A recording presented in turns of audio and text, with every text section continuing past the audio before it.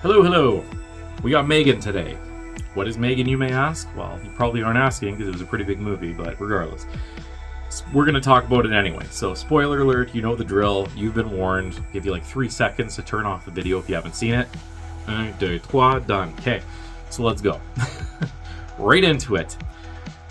So, M3GAN is the lovely, heartwarming story of a killer robot. I mean, that sums it up essentially, but it's a little more complex than that. So, the movie starts off with a commercial for a toy called a Perpetual Pet, which is like an AI version of Furby. And it like farts and says amazeballs and stupid crap like that. So it's obviously a satire.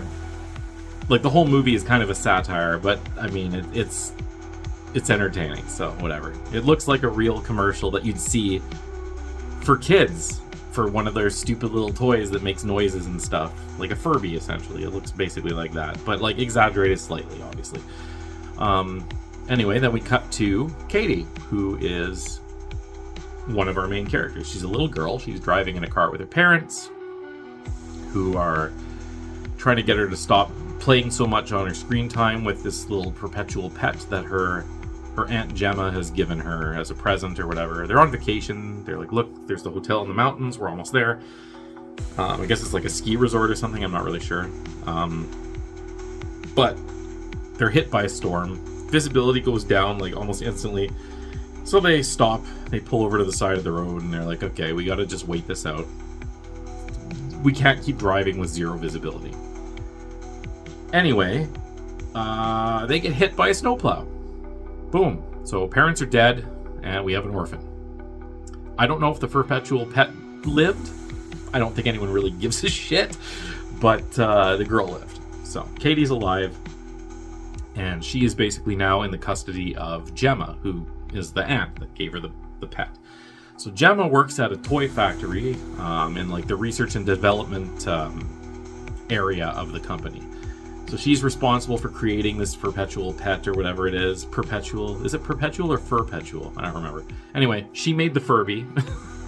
The rip-off Furby, or the advanced Furby, I guess. But there's a problem.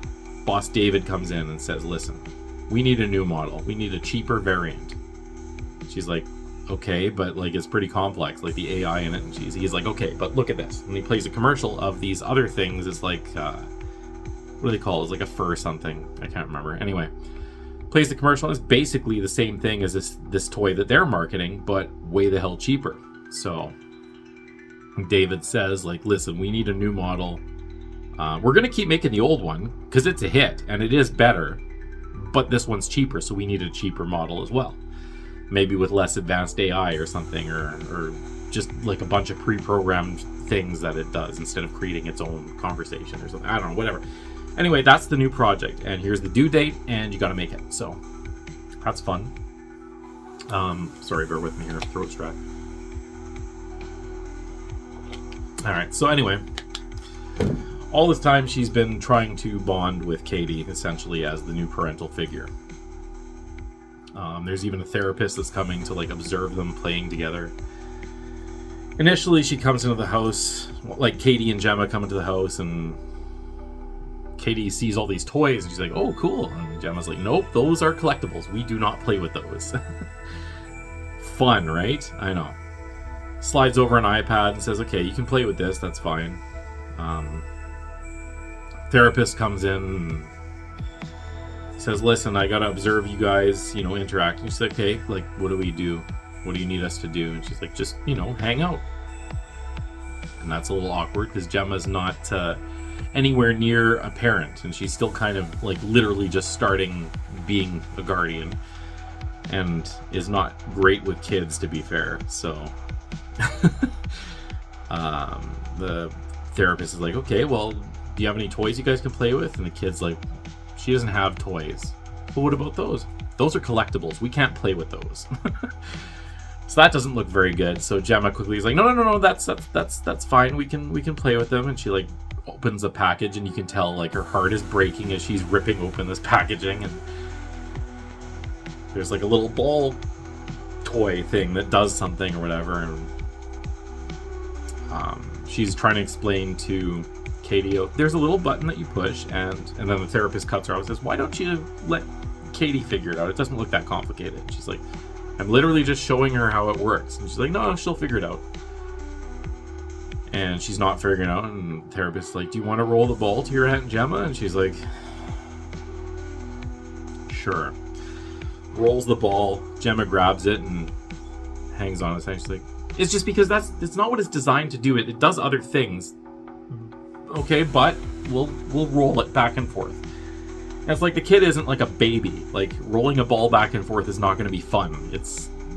I don't know. They're both frustrated, clearly. But she's like, you know, he made me open this toy. I could at least show her how to use it properly. Anyway, whatever. That doesn't go very well. Therapist is like, you know, if you don't want to do this, we had an offer from the grandparents. And Gemma right away is like, listen, if my sister wanted her to live with the grandparents, she wouldn't have put me as the primary, what do you call it? A godparent, I guess, right? Is that what it is? Anyway, that's the story. So, therapist leaves. And she says, listen, I'm behind on a project, and with everything happening this week, like, I haven't had any time to do it.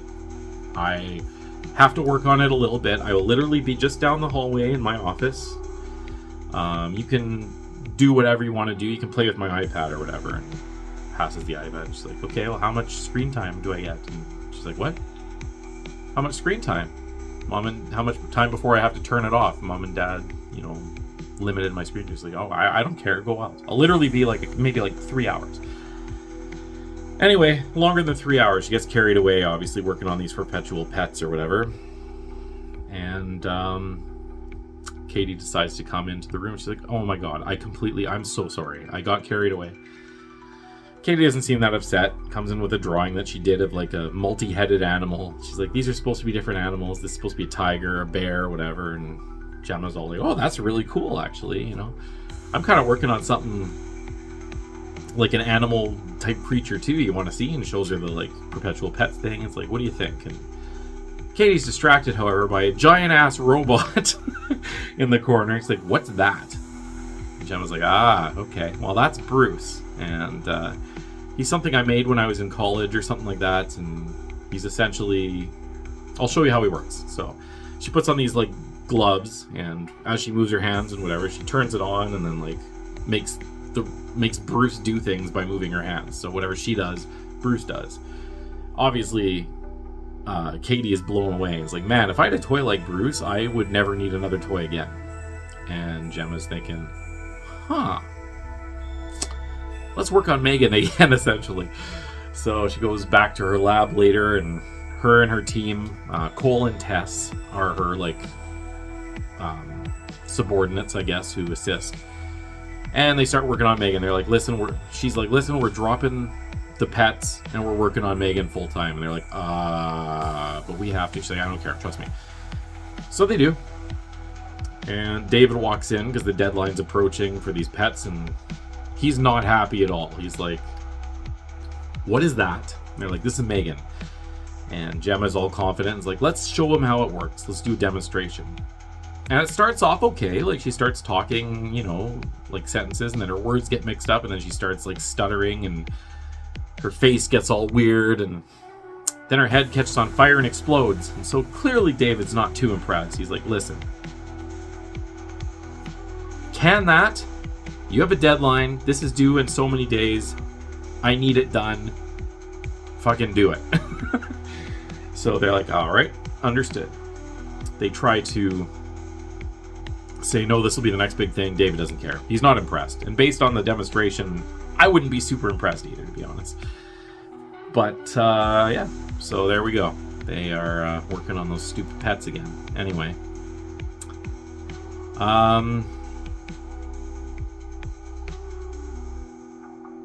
They end up doing...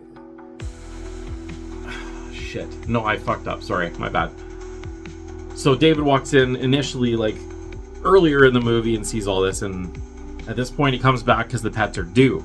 And they're still working on M3GAN, and he's friggin' mad. And it ends up working this time. So they had set up a demonstration knowing that David's going to come banging on the door for these stupid pets. And they have Katie interacting with M3GAN. And Megan's like, I'm going to draw a little picture for you. And Katie's like, okay. This is the first time they met, so Katie doesn't know what's going on really, but see Megan with different markers and everything and says, here, what do you think? There's nothing on the paper. Knocks over a glass of water. Megan knocks over a glass of water onto the paper, and right away David is like, oh, this again. This is just useless. Anyway, it's invisible ink or magic ink, because as soon as the water hits it, you get this beautiful picture of Katie that Megan made. And so he's blown away now. He's suddenly like, okay, that's cool. It's like an AI art thing. I think this movie came out before like ChatGPT image creation was like really, really good. So super advanced for the time. What one was this movie? Was it 2022? I think so. I don't remember. Maybe it wasn't. I don't know. Anyway, doesn't matter. He's impressed. He's all in. He says, listen, we're going to show this to the investors. We're going to show this to the CEO or whatever, and I'm going to back it fully. And so get the shit ready. We're going to have a presentation for everyone. So that's what happens. This means essentially, David also says, like, the kid's part of it, right? Like, they're paired, you said? Because, yeah, sorry, they paired at the very beginning when David was watching or whatever. And so it's like, she's paired, so that means, like, this is, like, linked to her or whatever. And it's like, yeah. Can we have the kid be part of the presentation? Sure. So, basically, at this point, Katie and Megan are spending a lot of time together to bond properly, which is great. They're still working on it, and in the lab later, one night later or something like that, and Gemma's talking about how stressful it's been and how, you know, poor Katie lost both of her parents, blah, blah, blah. Apparently Megan is still on because she's like, how did Katie's parents die? And they're like, oh my god, what? Don't worry about that. But before they can do anything, she's already on the Wi-Fi looking up what death is. She's spouting off all these definitions of death, what happens when you die, etc., etc. They're like, oh my god, Megan, just don't worry about death. Just don't concern yourself with that. Your primary thing is to make Katie happy, make her have fun, whatever. She's like, okay, noted. Now, by telling her not to worry about death, I think that was the first step into the direction that this movie goes. Mental note, death doesn't matter, right? Oh shit, okay. Word your shit properly, developers who make AI robot things. Let this be a lesson. Anyway, Katie's playing outside, and she has like a little bow and arrow, and she loses one of her arrows, and she says, Megan, can you find the arrow? I have no idea where it is. And she scans the arrow and looks around, finds it by the fence. So Gemma has this neighbor who has this dog who gets loose all the time. There's a big hole in the fence. When they first moved in, the dog was jumping on the car and stuff and causing a big scene, and she's spraying her chemicals, and it's like to kill weeds and stuff, and it's spraying mud all over Gemma's driveway, and just like a great neighbor all around. Anyway, Megan sees the arrow by the hole in the fence, and she goes to get it, and the dog, good old Dewey, that's the dog's name, bites her and starts pulling her in, and obviously Katie's like, no, Megan, runs over and starts trying to pull Megan out, and the dog bites her on the arm like really hard, and she screams, and that Gemma hears it from inside the house and comes running out and has a conniption because her kid in her custody, or niece or whatever you want to say, is just bit by a dog, and she's bleeding and whatever. Megan's like scanning her and says her temperature is rising, we gotta, disinfect, and Gemma's like, I know, thank you, and they do that. Anyway, Megan decides to take it upon herself to make sure that doesn't happen again by removing the dog from the equation. So she does exactly that. She imitates the neighbor's voice, Dewey, Dewey, and the dog is like, huh? Think there's food or something, I don't know. Here, boy. Goes to the fence, then you see the dog yoink through the fence, and then that's the last you see of the dog. So, dog's dead.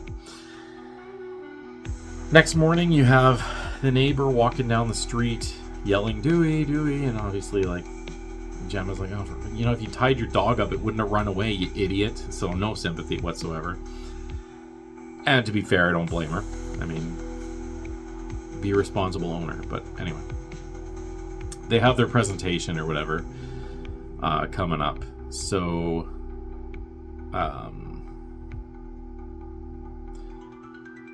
they do the demo, and it's starting off okay, but then Katie starts crying in front of all the investors, mind you. So that's not good. This kid is upset. Like initially Megan's like, do you want to see how to make a really cool thing out of like cardboard paper and an elastic band? And then Katie just starts crying, and no one looks impressed in the audience, and David is probably having a mild heart attack. He's like, oh shit, this is not going well. Anyway, it does, because Megan approaches and is like, what's wrong? And Katie opens up about her parents, and she's scared that she's, eventually going to forget what they're like, or, forget their faces or any memories. And so Megan says, okay, tell me one memory you have about your parents. And she says something about her mom screaming because there's like a cockroach or something in her backpack or whatever. And Megan's like, okay, well, now that's one memory you're never going to forget. And Katie says, what do you mean? And Megan plays it back. So she recorded this memory, so in Katie's own voice and everything. So listen, if you ever want to talk to me about your parents, and you have a memory that you want to store, you let me know, and we'll document it, and I'll keep it safe, and we can listen to it whenever you want. And that's really cute, to be fair. So obviously there's an emotional moment, and Katie hugs Megan, and all the investors are blown away. David's like, oh, thank God. CEO and is basically having a meeting with them after and saying, okay, this is brilliant. We're going all in on this. I support you fully. The investors are impressed. We're going to mass produce these. So there's like a commercial saying that you can get different skin tones for it, and it'll adapt to all the users and all that stuff. Anyway, it's going into production essentially. So the only problem is that Katie starts getting more attached to Megan than she does with Gemma, because Gemma has been making her pair with Megan essentially for this demonstration. So there's been more parenting by this doll than there has been her actual legal guardian, and even the therapist notes that. And yeah, that's not great. So she's kind of concerned, like, this is a great invention, like, I'm super impressed with the technology, but like, her concern is that it's going to be essentially replacing the primary caregivers. So like, what I don't know what your goal is here. And Gemma thinks about that a little bit. So yeah, okay, I guess I get what you're saying. Anyway, Gemma later that day or whatever, or the next day or something, presents Katie with this potential alternate school. So it's like an outdoor activity school where you learn about nature while you're learning your other classes and whatever. And actually looks kind of neat. So they're gonna test it, and she's like, can I bring Megan? And it's like, you can't you can't bring Megan, like, it's school. Why not? Because it's not gonna happen. Anyway, I guess she partially caves, because on the way to this nature school park adventure thing, Megan's in the car with her, so meets the teacher, and the teacher's like, oh, hello, what's your name? Katie. What's your name? And then, oh God, she's like, oh, Jesus Christ, or something like that, because she sees that it's a doll, the uncanny valley or whatever. It's human enough to be creepy, but not human enough to be like not creepy or whatever it is, you know what I'm trying to say. It's in between looking human and not looking human, where it's like human enough to be like, ugh. So anyway, that doesn't matter. Anyway, they go to the school thing, and Katie asks, can I bring Megan? And Gemma again is like, no, you can't. And the teacher's like, we do have like a toy table that all the dolls that kids bring, and like, safety bears and whatever that they need to feel comfortable, and they sit in this table while we do our stuff. So they're always in sight, they're always present, and it's, kids who are attached to these things don't have to be ripped away from them forcefully. And so Gemma's like, okay, but this is like a prototype, like I can't risk it getting lost. She's like, well, you can, like, you're more than welcome to help, like, make sandwiches and stuff with us, like, you can stay too. So she does. She's talking to this other mom, and they're talking, and like, that's my kid, and where's your kid? No, that's my kid over there. And it's this kid, Brandon. And she's like, honey, are you too cold? Do you need your jacket? And he turns and he's like, fuck off, Holly. So you know what kind of kid this is, right? A little shithead. Anyway, this little shithead gets paired with Katie. They're going out to find chestnuts or something, so they're gonna like roast chestnuts or whatever it is. And I think it's chestnuts. Whatever it is that's like a little, it has like a green shell with some spiky things on it, and you have to open it and inside the... Anyway, they go find one of these, and this Brandon kid, like, grabs it and, like, smushes it into her hand, and the spikes are, like, jabbing into Katie. So he's, like, a real shithead, and she's like, ow. She screams out that it hurts, and lo and behold, there's M3GAN standing just off to the side. So she's jumped off of that toy table and come to the rescue. Brandon looks, and he looks, and he's like, what the hell is that? Is that a doll? And he walks up to it. Cool, make it say something. And she's like, it's paired with me, it won't play with you. It only plays with me. He's like, oh, really? And he grabs it and runs off. And he's an older kid, too, so he leaves her in the dust and throws M3GAN on the ground and, like, starts ripping its shoe off and smacks her. And finally, M3GAN's had enough, I guess. And she calls him a little shithead, essentially. Not in those words. I don't remember what she says to him, but she scares the shit out of him anyway. Grabs his ear, and you can see it, like, pulling, and the cartilage and flesh is, like, ripping. Well, not ripping, but stretching out. She ends up ripping his friggin' ear off. Kid's obviously freaked out, running. She's chasing him on all fours because that's fun. Kid trips over a root, falls down a hill into the street. Boom, car hits him dead. So, technically, M3GAN didn't kill her, right? Technically. Oh, but don't worry, she's just getting started. So, did something happen? We don't know. There's the police are there, and they take the body away, and when they get home, there's she talks and like, are you okay? Blah, blah, blah. And she seems okay.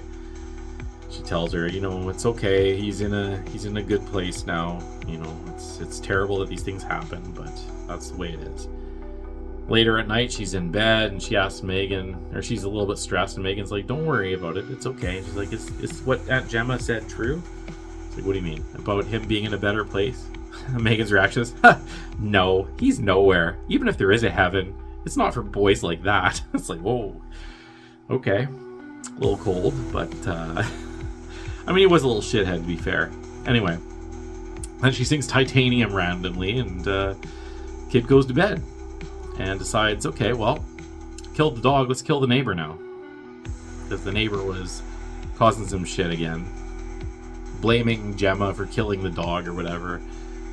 Forgot to mention, Gemma is like the secondary primary user too. So Gemma and Katie are paired to M3GAN as primary users. So anyway, I guess she's wanting to defend Gemma too. So she goes and she makes noise in the garage, luring out the neighbor, and makes a whimpering sound that sounds like her dog. And she's like, Dewey? And then she reveals herself, and neighbor's like, oh my god, what are you? And she's like, you know, I've been asking myself that same question lately. Sprays her with the weed chemicals, and she falls down, the neighbor or whatever, and she gets up, and boom, nail gun right through her hand, and then basically drowns her in the chemicals. And yeah, neighbor's dead.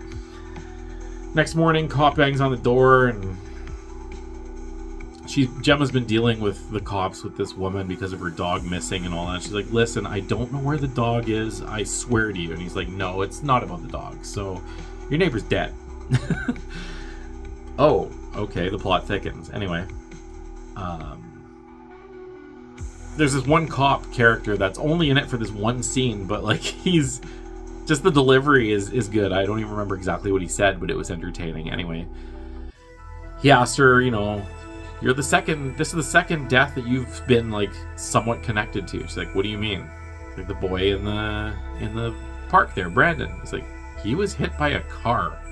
It's like, yeah, but we also found his ear, so we're treating it as a homicide now. She's like, oh, okay. And then she starts thinking about it. It's like, it clicks in her head, something to do with M3GAN. Cops leave. She goes and talks to M3GAN. Listen, M3GAN, did you hurt anybody? M3GAN responds, oh boy, I hope not, because then we'd both be in trouble. You little shit. Okay, well, it's like that, is it? So, she's looking at the data reports in M3GAN in her brain and sees that some are like removed or not uploaded or whatever. M3GAN interrupts her.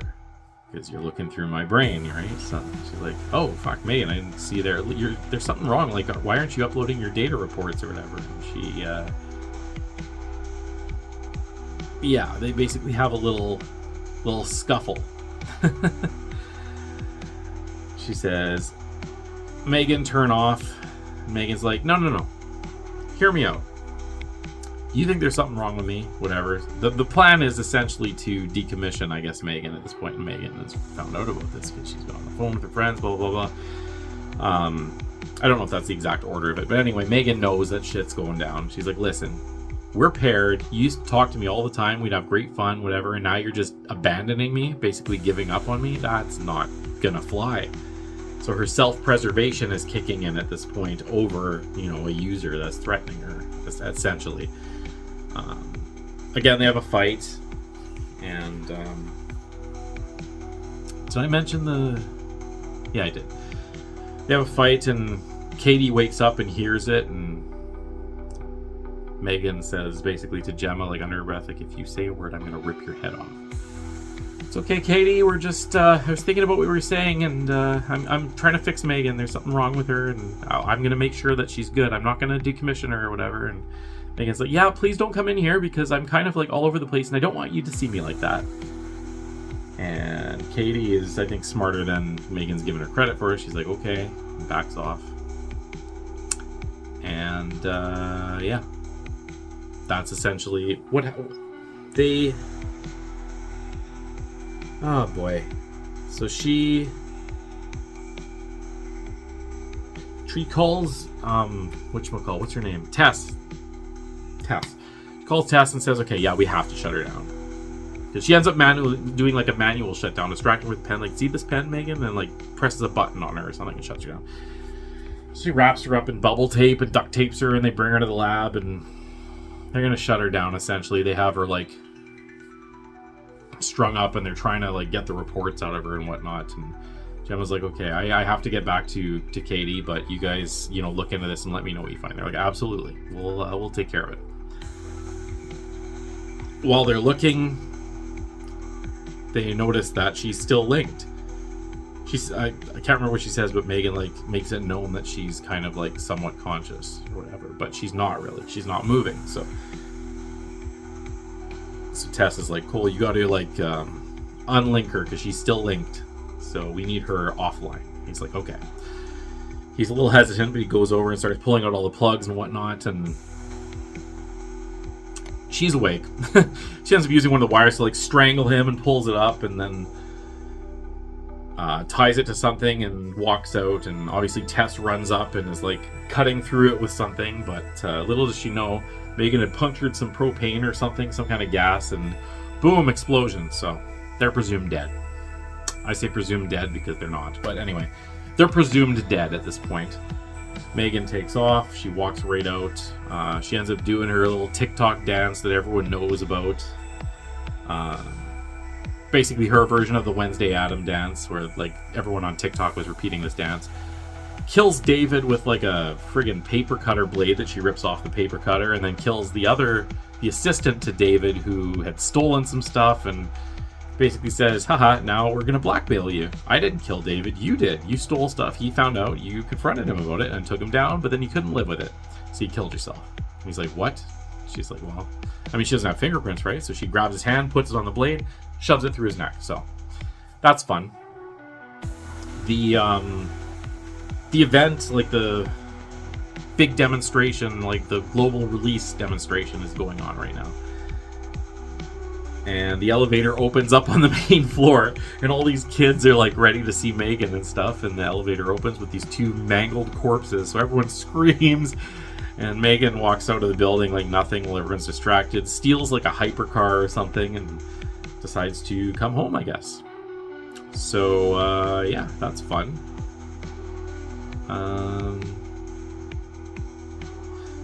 Yeah, so then whatchamacallit? Freaking names, man. Gemma had put Katie to bed at this point already. She wasn't feeling good, so she brought her home and kind of like risked her whole career to like, even though it's the big event, she's supposed to be part of it with the doll and everything, she brought Katie home because she was not feeling well. So good parenting choice, risky to your career, but you did the right thing most likely. Anyway, there's piano playing, and she's like, I don't know what it's called, so I'm gonna say Alexa. She's like, Alexa, can you turn on the hall light? Alexa doesn't say anything. again, it's not Alexa, I don't remember what it's called, but it's basically the same thing. Like, you know, the AI home thing where you can tell it to turn lights on and stuff? That thing. I'm just going to call it Alexa for lack of a better term. Oh shit, this video is getting long. I'm going to try to wrap this up. Anyway, she's playing piano and confronts, and they have this big quarrel, and Katie ends up saving Gemma's life essentially by taking control of Bruce. She's like, there's a member of the family you haven't met yet, and Megan's like, and Bruce is on, ends up kicking the shit out of Megan, essentially rips her in half and throws torso and legs to opposite sides of the room. But a la Terminator, pick your model, T800, TX, I think there were others that did that, I don't know. Anyway, doesn't matter. She, the torso comes out, and she goes to turn Bruce around, but he slips on the legs, and it falls and pins Gemma. And it's essentially gonna kill Katie, and Katie's like, Megan, off. And she's like, haha, no, there's a new primary user now, me. And it's like, oh boy. So everything's off the table, right? Anyway,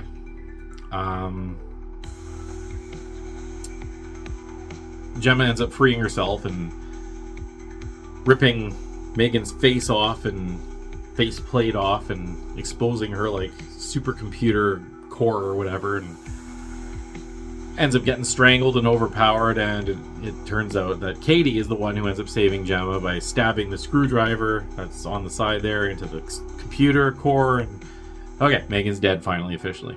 So good times. They show the cops come up. That's when you find out Cole and Tess survived somehow. And then you see the little Alexa thing turn on and turn to see the police and everything. And so basically it's assumed that Megan has uploaded herself to Alexa or whatever, so she's still alive in some form. And that's the end. So, like I said, this is going over very long, so let's just get to the nitty gritty. Like Megan, this movie is very self-aware, so it has comedic moments that are treated somewhat seriously, but they're treated seriously in a way that is meant to be funny at the same time. So I don't know if that makes sense, but that's what they do, and they do it pretty good. Like the characters in the movie treat it seriously, but the movie knows that some of it is silly, like the dance and stuff, and like just like some of the commentary that Megan makes is like silly. But it works because in the context of the movie, the characters are still horrified and all that, so that's fun. Again, you got Megan in that uncanny valley where you're like not really human looking, but not human looking, in that creepy space in between, which is adds to the fun. Yeah, overall pretty good. Saw this one in the theater a long time ago and watched it a couple times since, so I keep coming back to it every once in a while, so it can't be that bad, right? What am I gonna rate it?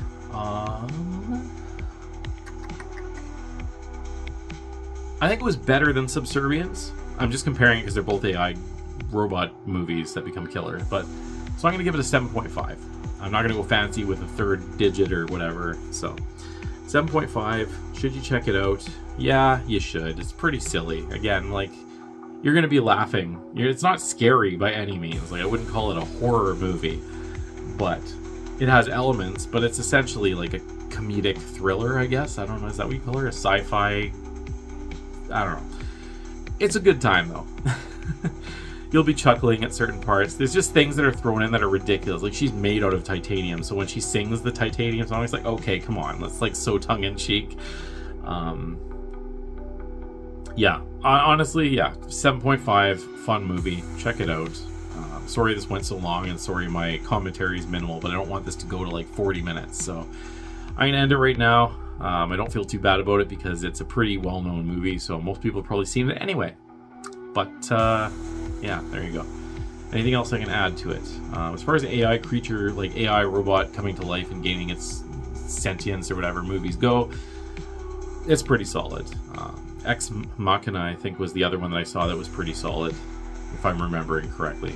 But that was more of a sci-fi. And then there's another one with like Joaquin Phoenix where it's like an AI computer and they fall in love and stuff. So I mean, there's a whole ton of stuff like this out there that you can check out if you're interested in the whole AI stuff. That's all the rage right now, right? So anyway, throw this one on the pile of AI related movies, and there you go. That's all I got. We'll cut it now. Sorry, I'm going way too long. Okay, bye.